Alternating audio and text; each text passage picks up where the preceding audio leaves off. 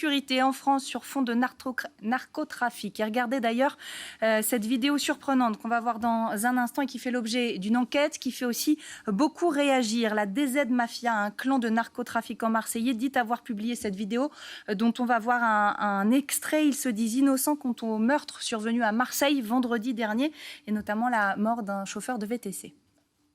Maintenant, en ce qui concerne les faits, la DZ Mafia n'a strictement rien à voir, ni de près ni de loin, dans tout ce qui s'est produit. Cette vidéo, on va en parler avec Benjamin Cambouvli. Bonjour et bienvenue. Vous êtes porte-parole Alternative Police CFDT. Je le disais, c'est une vidéo que s'est attribuée, en tout cas les hommes que l'on voit dans la vidéo disent appartenir à la DZ Mafia, donc un groupe de narcotrafiquants marseillais. Est-ce qu'elle a été authentifiée, cette vidéo? Est-ce qu'on peut affirmer que c'est bien la DZ Mafia qui en est à l'origine? Bonjour, donc merci de me recevoir. Le travail d'authentification, il est encore en cours actuellement. Il semble que ce soit probable et cohérent que ça émane de la DZ Mafia. Ce qu'ils nous disent là-dedans, c'est qu'effectivement, ils nient toute implication avec le meurtre de ce malheureux chauffeur VTC qui a été froidement abattu par un gamin de 14 ans, un tueur à gages de 14 ans. Donc ils veulent se laver les mains de cela, ils veulent essayer de s'acheter une forme de respectabilité, de légitimité, mais on sait très bien qu'ils le font, qu'ils emploient des jeunes mineurs, tout simplement parce qu'ils se précipitent dans les failles de notre système. Nous, on a un système pénal, pour des raisons qui sont louables, hein, mais qui enlève toute responsabilité pénale à un mineur de 13 ans. Et un mineur de 13 ans, c'est très pratique de l'employer dans le cadre du trafic de stupéfiants pour faire le chouf, pour faire le guetteur. Donc même s'ils veulent se dédouaner de cela, la réalité, c'est que ce type d'organisation emploie bel et bien des jeunes. Ouais, évidemment, une enquête est en cours sur cette affaire de Marseille dont on parle là et dont parle la vidéo. Cette vidéo, vous la prenez comment? C'est quoi? C'est pour la police? C'est une intimidation?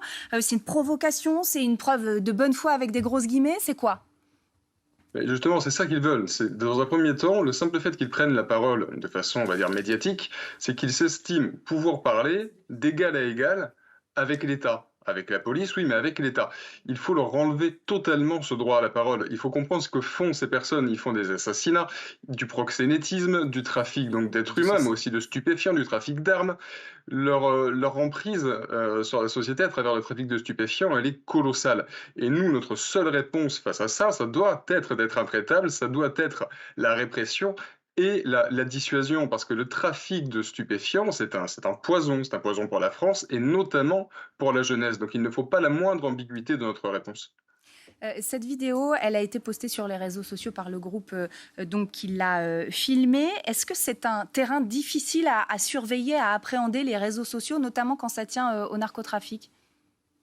Alors les réseaux sociaux, comme la rue, ça suppose tout simplement un travail de police qui a besoin d'effectifs pour fonctionner. Et dans le cadre de la lutte contre les stupéfiants, on a une obligation d'adaptation aux évolutions du marché. On a, nous, par exemple, des groupes cyberstup pour mener des enquêtes en ligne et nous adapter à ce travail-là. Mais on a besoin effectivement d'effectifs pour assurer toutes ces missions. On ne peut pas être partout à la fois. Merci infiniment Benjamin Cambouvli d'avoir accepté de répondre à nos questions sur cette affaire.